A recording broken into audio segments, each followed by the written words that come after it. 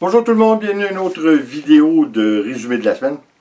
Cette semaine, je suis obligé de partir encore avec la maudite température. On est écœuré, tout le monde aura le pompon. C'est un peu étrange. Hein?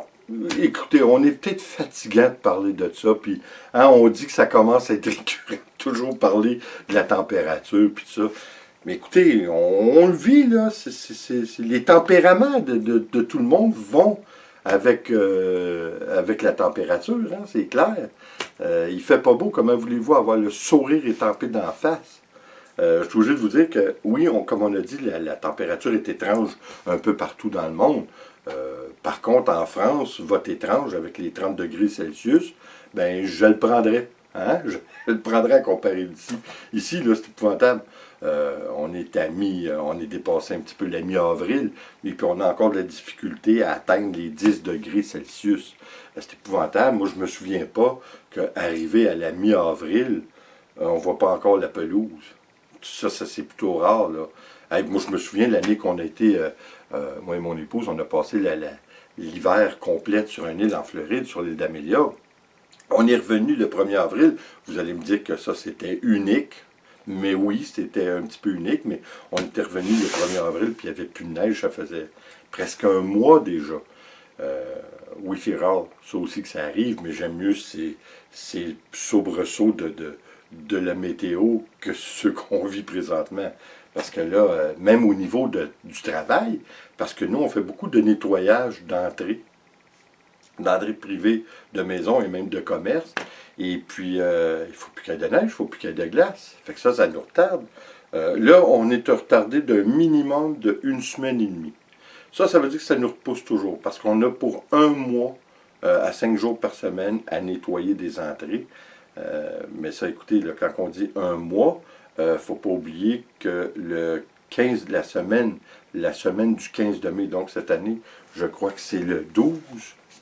Le 12, qui est un lundi, normalement, c'est la journée qu'on commence la coupe de pelouse.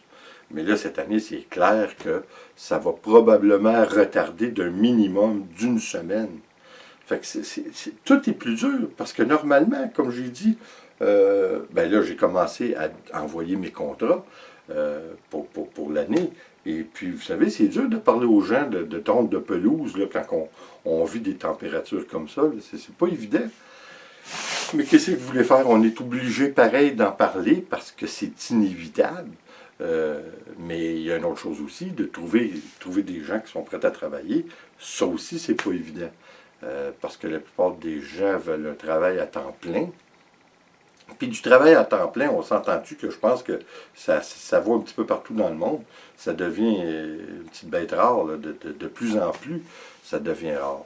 Mais bon, on va faire avec. J'espère que ça va se caser, parce que comme vous savez, je fais aussi de la fabrication de barbecues, là, des barbecues assez uniques. Puis normalement, si tout va bien, j'ai une grosse commande cette année pour un gros barbecue là, vraiment gros, là.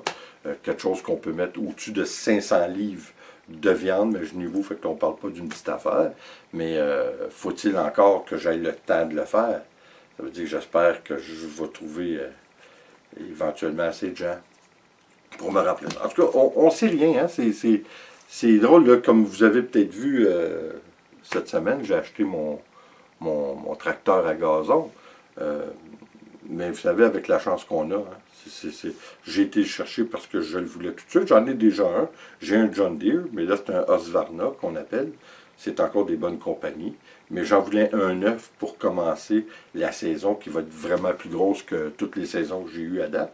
Alors, ça me prenait quelque chose de neuf, là, puis qui soit quand même assez résistant. Mais vous savez, des fois, la chance, hein, les roues étaient crochées un petit peu. J'ai déjà été obligé de l'envoyer pour qu'il corrige certains petits défauts de fabrication. Mais qu'est-ce que vous voulez faire? Puis cette semaine, écoutez, je suis obligé, ça me tentait de vous parler de quelque chose parce que j'ai parlé de ça avec un ami sur Facebook. Et puis, vous savez, on parlait de ce qu'on entend dans les médias. Dans les médias, c'est-tu pas assez un contrôle? Est-ce qu'on sait vraiment ce qui se passe dans le monde? Vous savez, c'est assez pour se demander, parce que moi, pour ma part, j'écoute pas mal tous les réseaux de nouvelles, c'est-à-dire les CNN et les Fox, RT, et ainsi de suite de ce monde.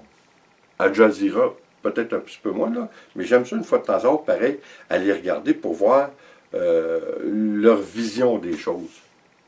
Puis je suis obligé de vous dire que c'est clair qu'ils ont tous un but qui est très différent des uns des autres. On sait que CNN, c'est plus côté démocrate aux États-Unis, tandis que Fox News, c'est plus républicain. Fait que ça, à la base, on sait tout ça. Mais c'est épouvantable de voir que l'objectivité au sein des médias semble être inexistante. Elle n'est plus là. En tout cas, c'est vraiment une ligne mince là, de l'objectivité de leur part. Puis c'est de valeur parce que je pense qu'en quelque part, ça a toujours été un petit peu comme ça. Mais là, étant donné qu'on a beaucoup plus de médias sociaux, puis de nouvelles aussi, de réseaux de nouvelles, on peut plus voir la différence. Puis la différence est assez énorme. Puis je vous dirais qu'on parlait de ça, il y a des gens qui disaient hey, c'est pas extraordinaire, là, le président Trump va discuter avec le président de la Corée du Nord pour la dénucléarisation. Et puis, mais mon Dieu que ça me fait rire. Je veux dire, pensez-y 2 minutes là. Il y a un embargo international qui dure depuis plusieurs décennies sur la Corée du Nord. Lui, là, si vous pensez que c'est un con, ce type-là, là, ben détrompez-vous. Il a bâti son arsenal nucléaire pour obliger l'Ouest à revenir à la table des négociations. Ça, c'est clair dans ma tête, là. Et puis, il a réussi, hein, parce qu'il a fait peur à tout le monde, spécialement les Japonais, en passant un missile balistique par-dessus le Japon, là, on rit plus, là. Il avait vraiment réussi à se faire un arsenal. À quel point il a réussi, on ne le sait pas. Mais je peux vous dire une chose, il a réussi assez qu'il ramène l'Ouest à la table des négociations. Fait que je suis obligé de vous dire que il est brillant, le type, là. Parce qu'entre moi et vous, s'il a vraiment réussi son arsenal, va-t-il vraiment donner accès à 100% à toutes les places et les laboratoires qu'il possède? Voyons donc. Vous savez, je pense que les gens, pas tout le monde qui le sait, là, mais en quelque part, depuis que les embargos, comme j'ai dit, depuis plusieurs décennies, sur la Corée du Nord, imaginez-vous pas qu'il n'a pas été capable de rentrer des biens, là, et du manger, tout ce que vous voulez. Ça rentre de par les bateaux russes et les bateaux chinois, supposément des bateaux marchands, qui vont transporter, exemple, des batteries dans leur chose de bord. Il va être marqué qu'ils transportent des batteries, mais non, ça va être des vivres, ça va être de l'essence, ça va être tout ce que vous voudrez. Puis ça fait des années que ça dure. Mais tout le monde, c'est tous les pays du monde le savent que ça se passe. Mais ils ne peuvent pas arrêter ça complètement parce que ça ferait un conflit international épouvantable. Parce qu'oubliez pas, c'est les Russes qui font ça et la Chine. Peut-être d'autres pays aussi, j'en doute même pas. Mais, hein, money talk, the rest walk. Hein, c'est ça qu'ils disent. Ben, c'est ça qui est arrivé. Puis, regardez, là, il est brillant, là. Je vous le dis, moi, je le trouve brillant, cet homme. Probablement beaucoup plus brillant que nos ministres et nos premiers ministres et les présidents que nous avons actuellement. Il a ramené la scène internationale sur lui. Il a fait peur à tout le monde avec ses missiles balistiques. Il a dit, moi, je peux envoyer ça aux États-Unis. Qu'est-ce que ça a eu comme conséquence? Ben, les États-Unis et les autres pays retournent à la table des négociations et puis ils vont probablement enlever l'embargo que sur son pays depuis longtemps, en échange de quoi il va arrêter son build-up nucléaire et puis probablement dire qu'il l'abolit complètement. J'y crois pas, là, mais pas pour 2 minutes. Là. Mais il a réussi. Hein? En tout cas, on aura beau voir ça de n'importe quel côté. C'est pas un chic type, là. Mais il n'est pas si fou que ça non plus. Là. Il a réussi à manipuler l'opinion internationale et même les présidents de ce monde pour les ramener à ce que lui veut. Puis ce qu'il veut, c'est de ne plus avoir l'embargo. Puis je vous le dis, là, regardez bien ça. Là. Si tout va comme... Hein, si le conflit en Syrie ne déboule pas de façon épeurante un petit peu, là, parce que là, ça c'est inquiétant, hein, parce que la Syrie, le président de la Syrie est protégé par les Russes et la Chine. Alors, ce qui se passe là, c'est un débat. Là. Ça, c'est une autre affaire que je vous disais dans les nouvelles. Là. Vous allez sur RT, qui est contrôlé par les Russes. C'est vraiment anti-américain. Là. Eux autres, ils donnent leur version des faits. Hein, vous savez que dans le fond, la réalité, c'est subjectif. Chaque réalité est subjective à chaque personne, ce qu'elle vit. Hein, ce qu'une personne vit, c'est sa réalité. C'est très délicat, ça. Alors, je suis obligé de vous dire que la réalité que l'on voit sur RT, oui, on peut dire que c'est presque une forme de propagande, mais c'est vraiment leur réalité. C'est vu de leur point de vue. Vous savez, quand les Américains, ce qui n'est pas parlé beaucoup, ils emmènent des milliers et des milliers de soldats sur la frontière polonaise, et puis ils emmènent des missiles et puis tout ça, ben, les Russes, eux, je suis obligé de vous dire qu'ils ont le droit à leur souveraineté aussi. Et puis Poutine, que c'est évidemment un fin renard, dit ben moi je vais envoyer aussi mon armée là. Vous savez, ça fait des fois tout ça, là. Ça crée des fois, puis c'est des non-dits, parce que ça se parle pas, ça peut pas se dire ouvertement. Mais tout le monde fait leur petite affaire sournoisement, en dessous, un petit peu partout. Mais ce qui est plus inquiétant du conflit en Syrie, est-ce qu'il y a une ben, de toute façon, on sait qu'il y en a, là. Il y a 4, 5, puis peut-être même 6 partis là-dedans différents. Là. Il y a les rebelles, il y a l'Al-Qaïda, il y a ISIS. Hein? Fait que ça devient gros.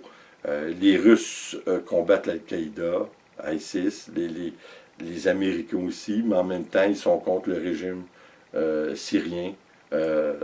Ils ont même financé, les Américains financent les rebelles, qui évidemment sont contre le gouvernement. En gros, tout ça, c'est très subjectif, mais c'est subjectif, c'est pas vraiment subjectif. Ça dépend de ce qu'ils veulent bien nous montrer dans les médias. Parce que, d'après moi, tout ce que nous, on sait de ce qui se passe, exemple, comme en Syrie, c'est très, très limité. C'est une réalité qui est très différente d'un pays à l'autre et de sa version et de ce qu'ils vivent, de ce qu'ils voient. Fait que, quoi comprendre là-dedans et qui croire, c'est très délicat. Mais on est sur un baril de poudre qui peut exploser à tout moment parce qu'il y a tellement de pays qui s'impliquent en Syrie qu'il s'agirait d'un incident international et puis ça pourrait mettre le feu aux poudres. Vous savez, il y a un missile qui serait lancé soit par le régime syrien ou n'importe qui et qui toucherait un navire américain et vice-versa, un navire russe, quelque chose comme ça, ben, on peut s'imaginer que oui, ça peut être très, très délicat. Quoi qu'il en soit, on n'a pas le choix, il faut suivre. Hein? En attendant, ben, on va souhaiter que le printemps arrive encore mieux parce que il est temps qu'il arrive. Hein? Il est arrivé sur papier, mais il n'est pas arrivé dans la réalité. Écoutez, là-dessus, merci d'être là. Si vous voulez, revenez plutôt samedi, je vais vous donner une recette de côtelettes de porc qui est vraiment rapide puis vraiment succulente. Et puis je voulais aussi vous dire, j'ai fait une toile cette semaine qui m'a... j'ai adoré. Mais mon Dieu, qu'elle est compliquée à faire. Elle est compliquée à faire parce que je suis obligé de vous dire qu'elle demande 5% de technique et 95% de chance. Celle que j'ai fait des flammes.